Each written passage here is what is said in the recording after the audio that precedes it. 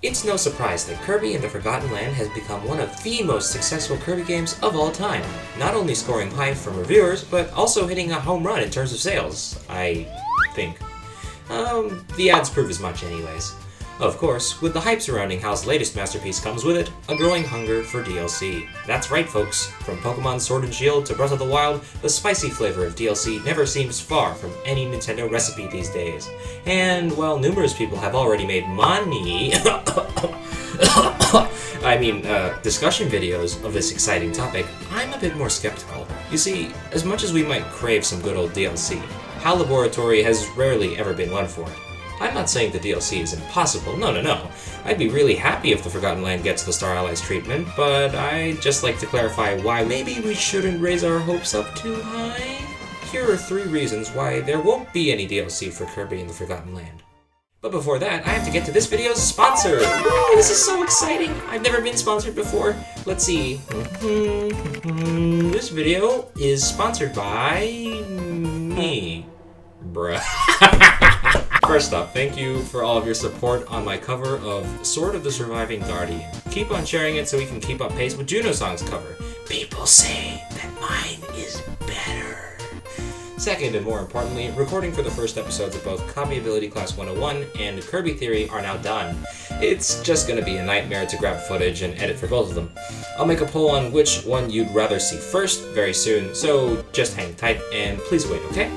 Anyways, where was I? Oh yeah, right. 3 reasons for why there won't be any DLC for the Forgotten Land. Alright, here we go. Reason 1, no announcements. HAL Laboratory has only ever made DLC for their titles once before, in Kirby Star Allies in 2018. Headed by main director Shinya Kumazaki, the team really was braving new waters with the DLC plan they had from the get-go. In anticipation of the game's release on March 16th, Nintendo released a Direct on the 8th of March showcasing features of the game as well as reminding viewers of the already pre-existing available demo. In the short showcase, Nintendo informed us that we'd be getting free updates, or in other words, DLC waves, already showing off the first wave of Dream Friends to be added just a week after the game's release. So, what exactly am I getting to? Well, so far.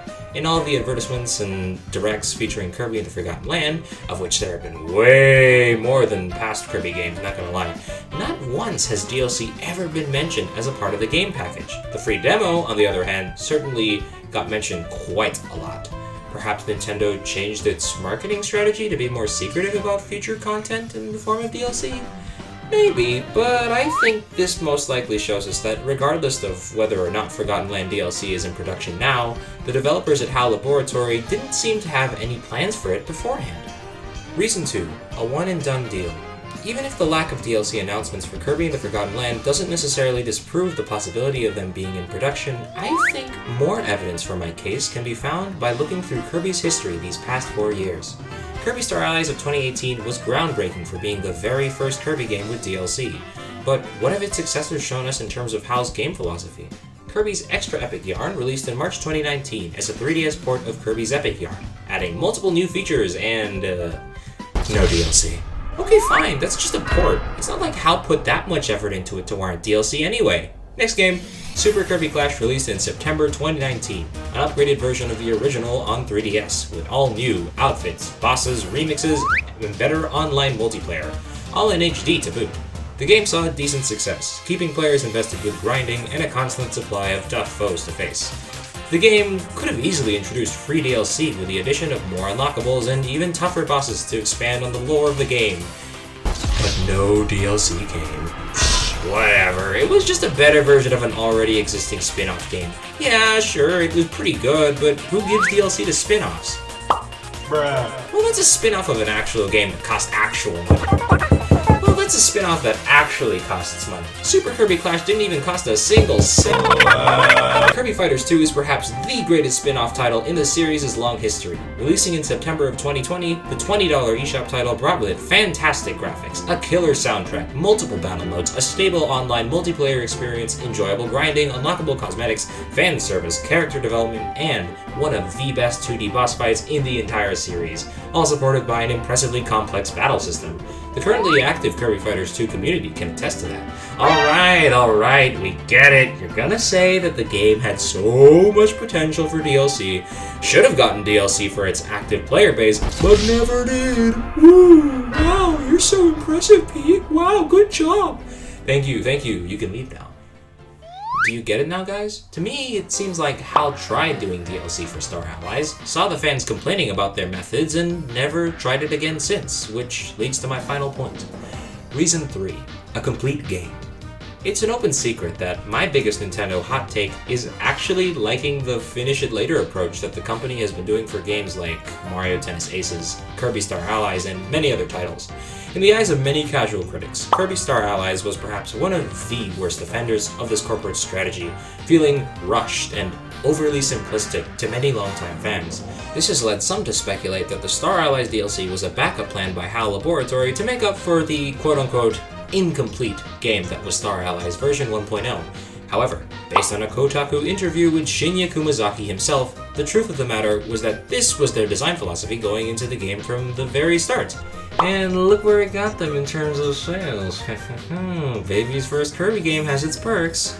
Instead of the Star Allies DLC being a way to fix the problems of the original game, HAL was instead using the DLC to enhance the Star Allies experience and celebrate the entirety of the series in a single package, being the final mainline game to come before the first big 3D Kirby adventure.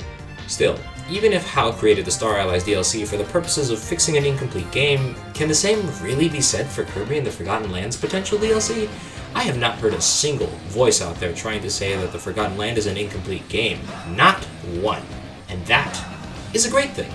On release, the game already came with that extra spicy post-game content that Kirby Star Allies was initially lacking in many eyes. Extra mode? Check. Arena mode? Check. Speedrunning mode? Well, we never actually got that, but technically the Coliseum has a speedrun timer as well. Completing your list of collectibles with tons of grinding? Check. All in all, I think we can agree that Kirby and the Forgotten Land is a truly complete masterpiece of a game, and just like Kirby Fighters 2, as much as we might want DLC for it, as we did in previous scenarios, it's most likely that HAL is already content with their Obermaestro as is. Conclusion. Don't lose hope. Sorry, did I let you down? Here, have this Kirby car cake to make you feel better, alright? Anyways, I'm not saying that Kirby and the Forgotten Land DLC is impossible. It's just that, based on everything we know, it's at least highly unlikely. Still, Nintendo is known for surprising us every chance they can get, and given the fact that almost all of Nintendo's greatest Switch hits have gotten DLC, one can have hope that Shinya Kumazaki will ultimately decide to give us even more of the Forgotten Land to chew on in the future. For more fun content on DLC speculation, I recommend you watch Channel Kirby's or Nintendo Land's videos for all that good stuff. Remember that missing speedrun mode I mentioned earlier? And even if we never got DLC, doesn't that just open up the possibility of getting a Kirby 30th anniversary game this fall? What do you guys think? Leave a comment down below. Now, allow me to end this video with a quote from the main man himself about HAL Laboratory's experience working with DLC. So, given the inevitability of there always being new Kirby games, will they make another that is supported by a year's worth of additional updates? There's nothing I can say about that at the moment, Kumazaki said. but I think we've learned a lot from our experience in developing in HD, creating 4-person multiplayer and a lengthy development cycle as we've updated the game. I'm confident they made the Kirby team here at HAL Laboratory even stronger.